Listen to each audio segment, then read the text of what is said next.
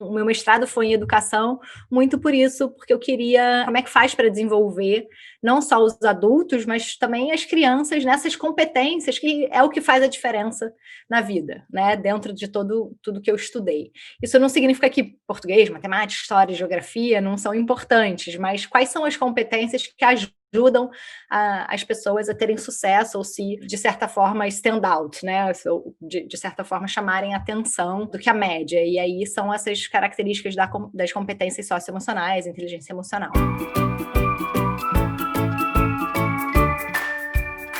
Começando já falou de inteligência emocional, acho que é um tema que ficou mais popular recentemente, né? As pessoas falando mais, mas acho que muitas vezes muito banalizado, né?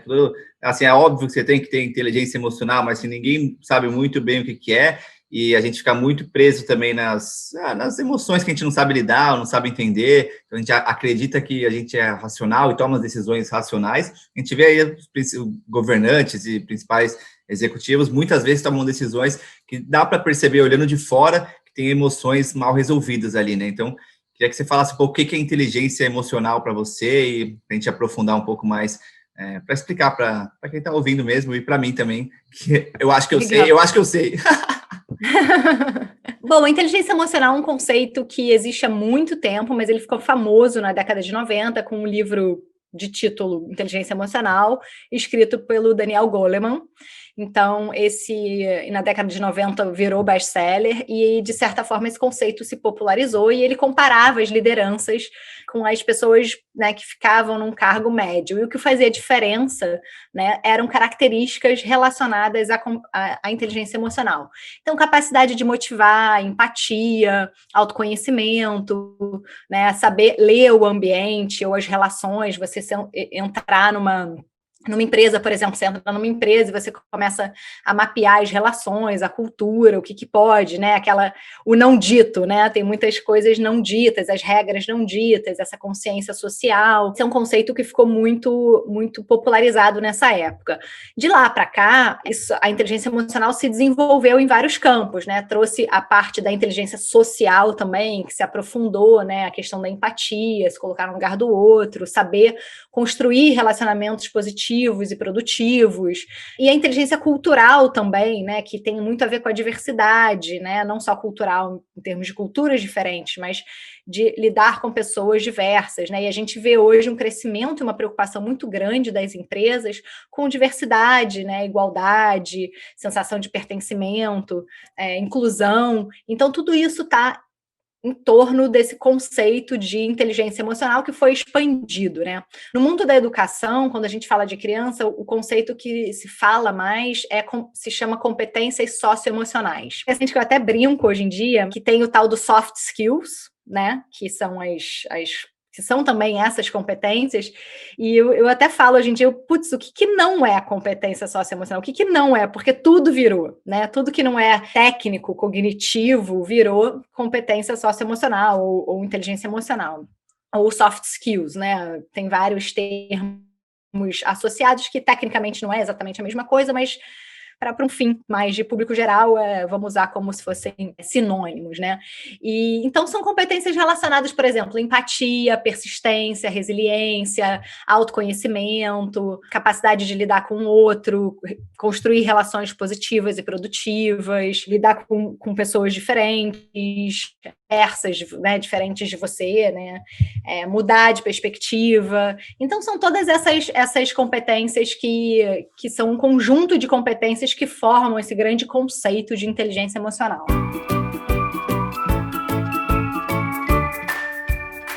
São tão essenciais hoje em dia, né? Acho que esses termos que você usou são tão essenciais. A gente vive numa sociedade, assim, olhando nos últimos anos mesmo, cada vez mais as pessoas focadas em si mesmo, né? Não sei quanto isso tem a ver também com a educação das crianças, mas com essa ideia de eu, né? A gente vê governante, a gente não tem uma preocupação genuína com o outro, né? Você falou, você trouxe empatia, né? Que é um conceito também que ficou muito popularizado. Você tem que ter empatia, você tem que se colocar no lugar do outro. Desde as grandes religiões já se falava disso, né?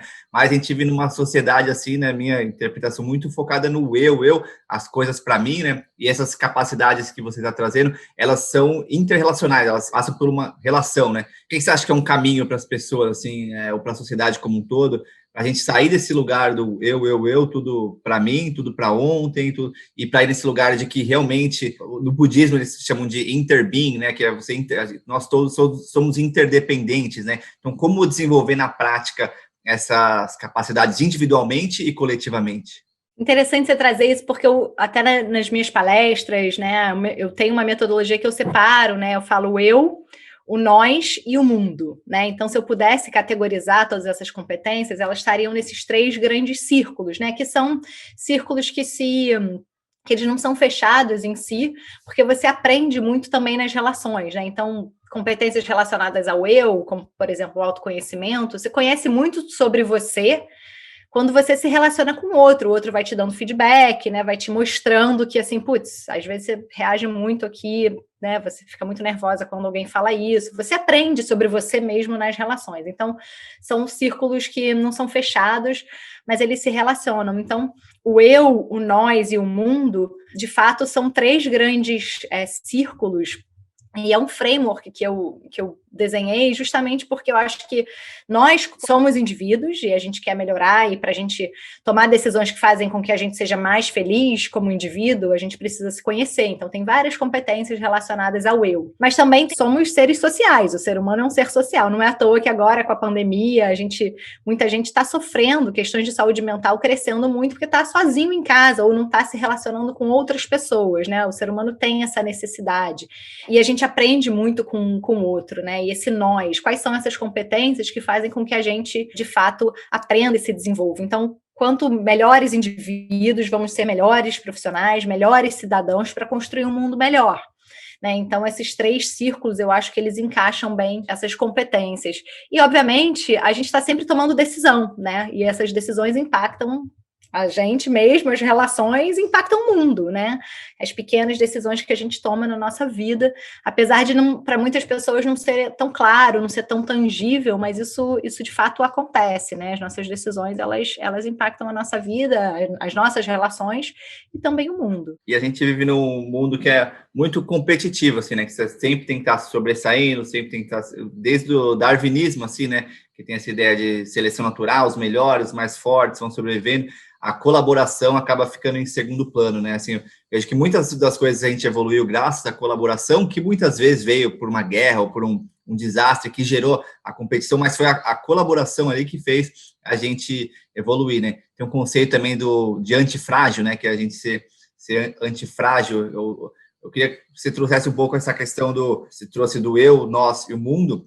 Então, como é que quem está ouvindo a gente, pô, eu me interesso por isso, eu começo a identificar em mim coisas que são muito egoístas, ou que eu tenho dificuldade de me relacionar, eu me desperta uma raiva, me desperta um nojo de outra pessoa, eu não consigo me relacionar com outras pessoas, seja por diferentes classes sociais, gênero, raça, enfim, acho que são várias formas que a gente tem de categorizar e separar as pessoas, né?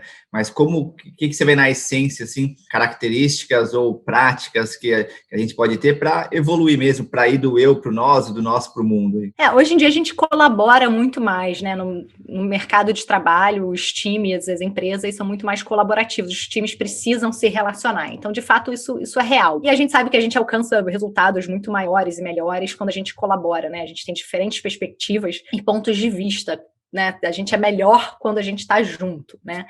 Então, para resolver algum problema, para criar alguma coisa, a colaboração é sempre muito positiva e as pesquisas já mostram isso. A diversidade também, né? A diversidade é fundamental para a inovação, né? Se você só tem uma visão, isso é muito prejudicial para o resultado do negócio, né? A inovação é um problema. Mas uma coisa que eu falo sempre é que o que a gente sente, né? Você trouxe a questão da raiva, do nojo, a emoção, né? O que a gente sente impacta a forma que a gente pensa, que impacta o meu comportamento, a forma que eu vou agir, e que impacta o resultado da ação, a performance, qualquer que seja. Então, por exemplo, eu vou dar esse exemplo que eu gosto de dar, e ele é bem didático. Eu fui uma vez dar uma entrevista no programa da Fátima Bernardes, Encontro, né, falando do meu livro, e era ao vivo o programa, e ela chamou a participação de alguém na plateia, e um momento que a pessoa contou que faltou inteligência emocional. E basicamente a história era a seguinte, a moça falou lá, sabe o que é, Fátima? É que o meu chefe falava comigo, ele botava o dedo na minha cara. E eu não gostava que ele botava o dedo na minha cara, mas toda vez que ele ia falar comigo, ele botava lá o dedo na minha cara e eu não gostava. E a Fátima Bernardes falou, mas e aí, o que você fez? E a próxima vez ele foi falar comigo, botou o dedo na minha cara, eu já tinha falado para ele não botar o dedo na minha cara, eu fui lá e quebrei o dedo dele.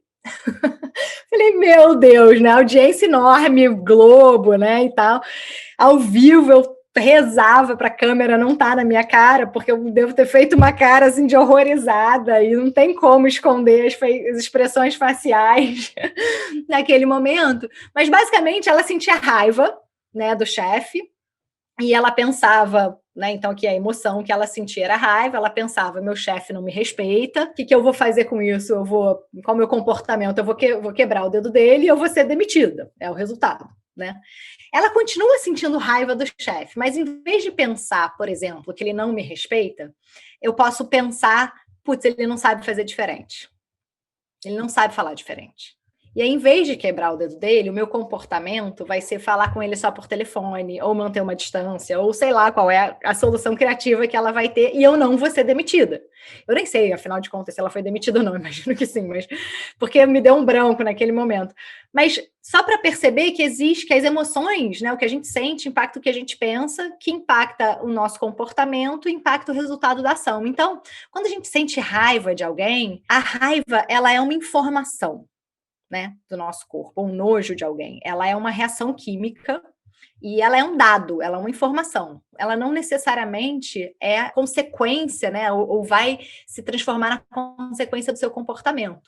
Dado que você tem essa informação da emoção, você pode pensar e repensar o que você acha. Então, se eu tenho nojo de você, por exemplo, é que você me irrita por alguma coisa, né? Putz, o Rick tá me irritando.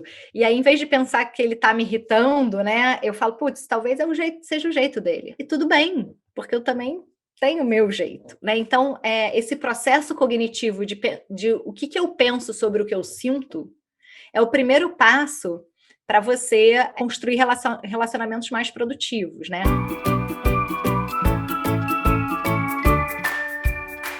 E uma coisa muito importante que a gente não falou aqui é a gente saber dar nome ao que a gente está sentindo. O nosso vocabulário emocional ele é muito restrito. Eu escrevi o livro Tem Monstros na Barriga, esse é um dos principais motivos, né? Eu, quando tinha meus 20 e poucos anos, eu falava que eu estava me sentindo bem, mal ou esquisita, e nada disso é emoção, né? E esse era todo o meu vocabulário. E, na verdade, o fato da gente saber nomear o que a gente pensa é fundamental até para a gente conseguir regular as nossas emoções, né? Já tem um pesquisador chamado Daniel Siegel, ele fala que dar nome às emoções já é uma forma de regular as suas emoções. É só você falar, eu estou ansioso, já diminui o nível de ansiedade ou o grau da sua ansiedade, por exemplo. Então, dar nome às emoções é muito importante. E o livro Tem Monstros na Barriga vem com esse propósito de ajudar as crianças a desenvolver esse vocabulário emocional. E não só as crianças, né? Eu falo que é um livro infantil, mas para crianças até 100 anos, porque tem muitos adultos mesmo, né? E eu era uma adulta e eu não sabia dar nome às emoções. E ele veio com esse propósito. Então, as emoções, elas são um dado, uma informação, e a forma que a gente pensa sobre elas, que a gente processa aquela informação, que a emoção é uma informação, a gente consegue mudar o nosso comportamento e tomar uma decisão do que a gente vai fazer com aquilo, com aquele nojo, com aquela raiva.